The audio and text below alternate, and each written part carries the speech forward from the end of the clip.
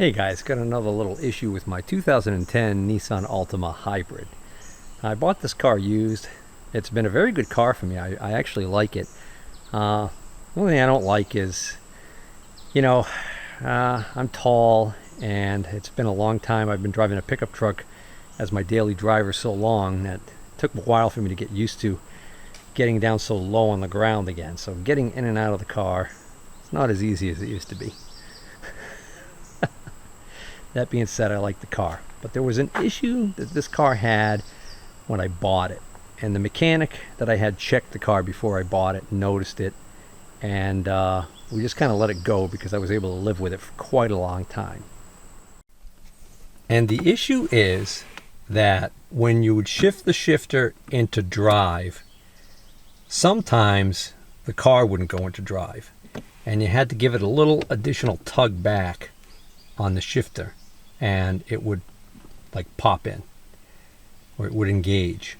It was rarely a problem. It was, as a matter of fact, most of the time it would only happen backing out of like the driveway, because it almost seemed like if I had it in reverse and then I went to go to drive, that's when it really seemed to do it. So I had just learned to cope with it all of this time by just giving it that little extra needed tug to seat it, so to speak. The problem is that in this past week, I've noticed all of a sudden it's gotten a lot worse, which means whatever component is worn or was worn that was causing that problem appears to have gotten a lot worse and may very well be on the verge of completely breaking. And if it breaks, I could end up with a situation where I get stranded somewhere, because if it breaks while the car's in neutral or park or reverse, I'm going to be stuck. So I need to investigate what's going on. I got to figure out how to get in here. Well, all right, that was easy. It turns out this plastic piece doesn't really pry off of here. It's this whole piece right here pops out. It just clips in. Now, it's kind of in my way. If I could get the shifter knob off, that would make life a lot easier. Oh, well, that's pretty easy also. This chrome trim piece. Again, this is a 2010, so yours might be a little different. But this chrome trim piece actually pops down and reveals a clip right here. And if I pull that clip, pop that clip out with a screwdriver. So I'm going to pull it back, it's going to pop out. I'm going to put the camera down so I don't, I want that clip to go flying and drop down inside. Alright, so you can see now that clip just pops out that way. And now the whole knob and the trim piece comes off. And now this whole part comes off, and if I wanted to, I could unplug that plug, which goes to a light, I think, or I don't know what that goes to. Yeah, I'm not going to worry about it. Yeah, I think I better unplug it. I don't want it hanging up. I don't want it hanging by the wires. Okay, so now looking down in the front, you can see this bracket right here is what the shifter lever is attached to. This rod right here is actually the end of the cable assembly, okay? And then it's got this part on the end here. And you'll notice that it goes over a metal pin that's in the bracket. And apparently on some of these cars, there is a plastic bushing that snaps into this plastic piece and then allows this to be snapped over. You see there's no retaining clip or anything snapped over this pin. And when that bushing wears or breaks and falls out, then this can pop off of this pin, okay, and then you'll have no shift. Or if it wears really badly, you will get a lot of play in here. The reason why I'm saying I'm not happy about what I'm seeing is because I do not see any play whatsoever. Notice I'm wiggling this back and forth, okay, and I can see that is moving. There's no slop between my movement and the cable's movement. And yeah, even if I hold the cable so it can't move and try and move that lever, I'm not feeling any slop. So my problem is not here. It's such a small amount of movement that corrects the problem. If I put it in the drive You see the D for drive comes right up. Let's see if I get the door open. Okay. The D comes up for drive, so it's in drive right now, and I could drive away if I wanted to. If I push forward, if I push forward on this, just the slightest amount, watch what happens.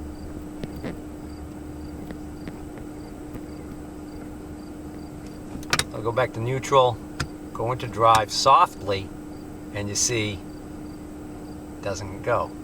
So the lever's in the drive position, but it's not in drive. I push back just a little bit. So I'm going to take a look at the cable under the car. I've got the car up on ramps. All right, so we're under the car, driver's side. We're looking up. There's the transaxle. Right here in this area is this black plastic cover. Right here, where my finger is, that's one of the bolts that holds on the inhibitor switch, I think is what they call it. It's like a neutral safety switch. This is supposed to stop the car from being able to be started if it's in gear. You have to be in park or neutral, and then the car will start. So now we're looking at the switch again. So looking up from the bottom, here is the lever. Here is where the cable attaches. Right here.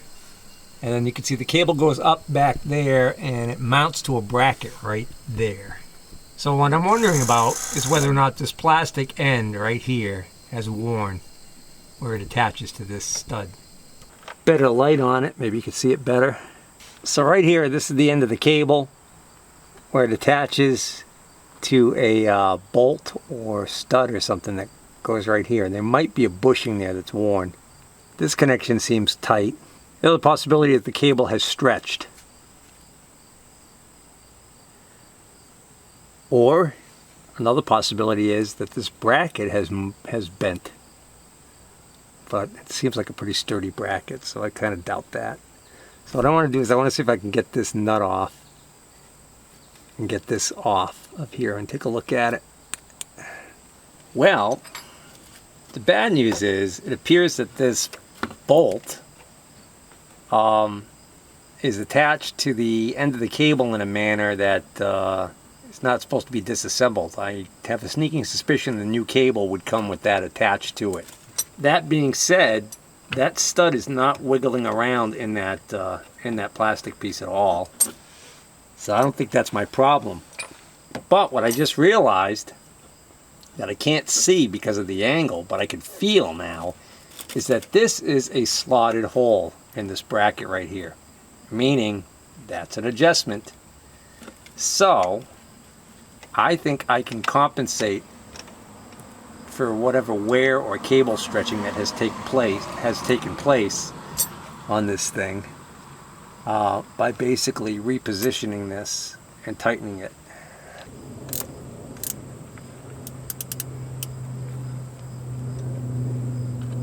I'm not going to fully tighten that just yet. I'm going to test it, see how it's working.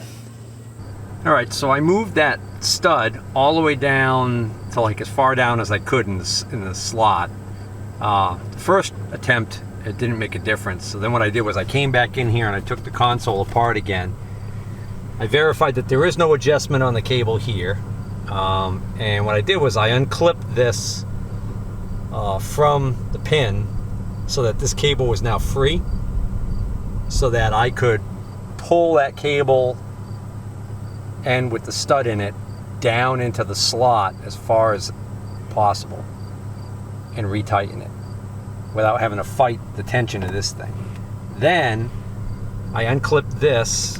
This just pops up. This pops up and releases the outer cable sheath from being held captive by the frame here, this plastic frame.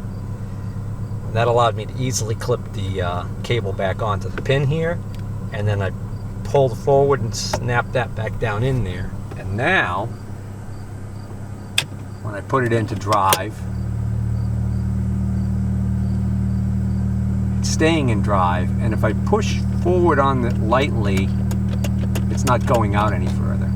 The other thing that's interesting now is if I pull all the way back, I can actually get the B to come on, which I don't think I was able to ever do that before. I never really used that feature. That's the B feature. It's engine braking, I think they call it. Like it has something to do with the hybrid technology. It somehow uses the hybrid technology to help slow the car down. Something like that, I don't know. But I don't know. So I think this is temporarily fixed, but I think the reality is that what I've got is I've got a stretched cable. So what I'm going to need to do is I need to order a new cable for this thing ASAP.